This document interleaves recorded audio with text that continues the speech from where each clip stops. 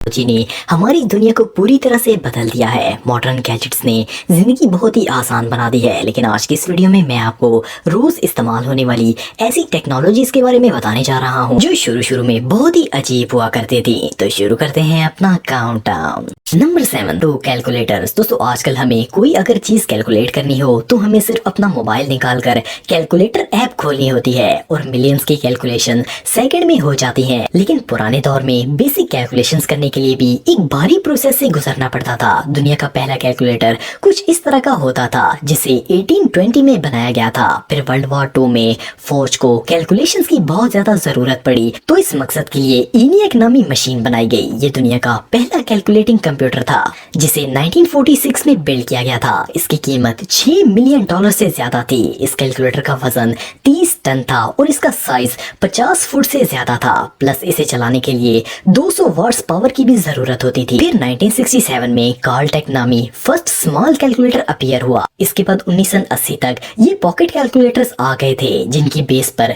आज के कैलकुलेटर्स काम करते हैं। Number 6, laptops. दोस्तों डेस्कटॉप कंप्यूटर्स शुरू से ही ऑफिसेज के लिए इस्तेमाल किए जाते हैं और आज भी हर ऑफिस में आपको यही कंप्यूटर नजर आएंगे। लेकिन पायनियर इंडस्ट्री ने इस कंप्यूटर को कॉम्पैक्ट बनाकर लोगों के बैग तक पहुंचाने का फैसला किया। दुनिया का पहला लैपटॉप ऑसबर्न 1 था जो कि एडम ऑसबर्न ने 1981 में डेवलप किया था। इस कंप्यूटर का साइज एक सिलाई मशीन जितना होता था और इसका वजन 11 किलो था। इस डिवाइस की स्क्रीन सिर्फ 5 इंच थी और इसमें 4 मेगाहर्ट्ज CPU था। फिर 1986 में IBM ने पहला पोर्टेबल मॉडर्न कंप्यूटर इंट्रोड्यूस करवाया और ये बैटरी पर चलता था। इसका वजन 6 किलो था। 1991 में मैकिन्टोश कंपनी ने ये अमेजिंग लैपटॉप डिजाइन बनाया जिसकी तर्ज पर आज के लैपटॉप बनाए जाते हैं। इसका प्रोसेसर 60 मेगाहर्ट्ज था और हार्ड ड्राइव 40 MB थी। लेकिन आज जो मैकबुक प्रो है वो इससे 10 लाख गुना ज्यादा एडवांस है। Number 5, data storage. दोस्तों आजकल तमाम डाटा जैसे कि फोटोज, वीडियोस और मुख्तलिफ फाइल्स हम इजीली अपने मोबाइल में स्टोर कर सकते हैं। नॉर्मल मोबाइल्स में भी 128 GB स्पेस तो अवेलेबल होती है। अगर ना भी हो तो हम मेमोरी कार्ड्स का इस्तेमाल कर सकते हैं। लेकिन ये हमेशा से ऐसा नहीं था। डाटा स्टोरेज की शुरुआत 18वीं सदी में हुई थी जबकि 1956 में IBM ने दुनिया की पहली हार्ड डिस्क इन्वेंट की थी। ये IBM मॉडल 350 हार्ड ड्राइव थी जिसका वजन 1 टन था और आप बिलीव नहीं करेंगे कि ये इतनी बड़ी हार्ड डिस्क सिर्फ 5 MB डाटा सेव कर सकती थी। इस हार्ड डिस्क को कोई भी कंपनी $3200 पर मंथ पे लीज पर ले सकती थी।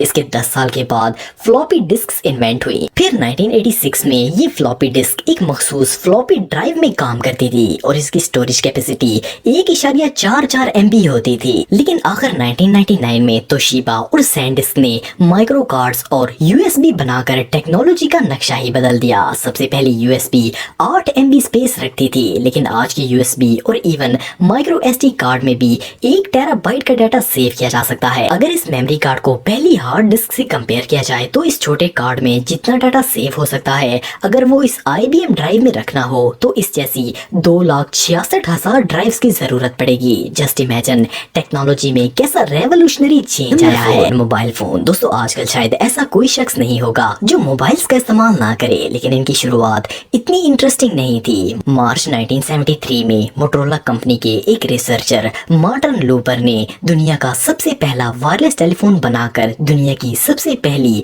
कॉल करके मोटोरोला का ये फोन इंट्रोड्यूस करवाया था। इस टेलीफोन में एक स्मॉल टेक्स्ट डिस्प्ले होता था जिसमें सिर्फ नंबर्स शो होते थे और इस डिवाइस का वजन 1 kg था। ये 9 इंच बड़ा होता था और इसकी बैटरी टाइमिंग सिर्फ 30 मिनट थी। इससे भी हैरानगी की बात ये थी कि इसे रिचार्ज करने में 10 घंटे का वक्त लगता था। 21 सितंबर 1983 में ये मोबाइल मार्केट में सेल होने के लिए आ गया था लेकिन इसकी कीमत $4000 थी और इस पर लगातार सिर्फ 20 मिनट तक कॉल हो सकती थी। फिर 1992 में नोकिया कंपनी ने सबसे पहले अपना नोकिया 1011 मॉडल इंट्रोड्यूस करवाया था। यह मोबाइल नोकिया 3310 का फादर तस्वर किया जाता है। नोकिया कंपनी ने इसे इन्वेंट करके मोबाइल की दुनिया में रेवोल्यूशन पैदा कर दिया था। आखिर 2007 में स्टीव जॉब्स ने आईफोन इंट्रोड्यूस करवा के मोबाइल की दुनिया का नक्शा ही बदल दिया। आज दुनिया में सेल फोन्स बनाने वाली 150 से ज्यादा कंपनीज मौजूद हैं लेकिन बहरहाल एप्पल को ही इस टेक्नोलॉजी का की इन्वेंटर माना जाता है।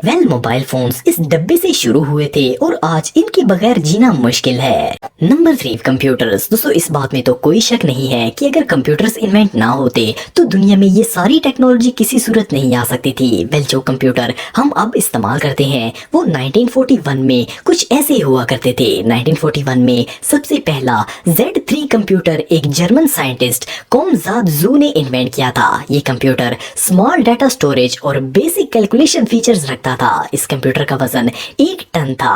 इसकी टॉप स्पीड 5 से 10 हर्ट्ज होती थी। फिर एप्पल ने 1976 में ये एप्पल 1 कंप्यूटर बनाया। इस कंप्यूटर में 4 KB स्टोरेज थी और 1 मेगाहर्ट्ज प्रोसेसर था। ये कंप्यूटर आज के मॉडर्न कंप्यूटर से 4400 गुना कम स्पीड रखता था। फिर इसमें रेवोल्यूशनरी डेवलपमेंट हुई और आज के मॉडर्न कंप्यूटर सिस्टम्स आप सबके सामने हैं। Number 2, television. दोस्तों टीवी का कॉन्सेप्ट सबसे पहले सन 1900 में पेश किया गया था, लेकिन इस पर डेवलपमेंट 1924 में एक इंजीनियर जॉन लोगी ने शुरू की थी। इन्होंने लाइट बीम को रैपिडली स्पिनिंग डिस्क से गुजारा। इस तरीके से इमेज का सैंपल ट्रांसमिट किया जा सकता था। दुनिया का सबसे पहला मैकेनिकल टीवी एक कैबिनेट पर मुश्तमिल था जिसमें टाइनी डिस्प्ले लगा होता था। फिर 1930 में ये black and white electronic TV मैकुनी EMI नामी साइंटिस्ट ने इन्वेंट किया था। 1960 तक इसमें कोई तब्दीली नहीं आई। फिर 60s के दौर में कलरफुल डिस्प्ले इन्वेंट हुआ। इसके बाद पुरानी टीवी टेक्नोलॉजी बिल्कुल खत्म हो गई और LCD ने इसकी जगह लेना शुरू कर दी। LCD में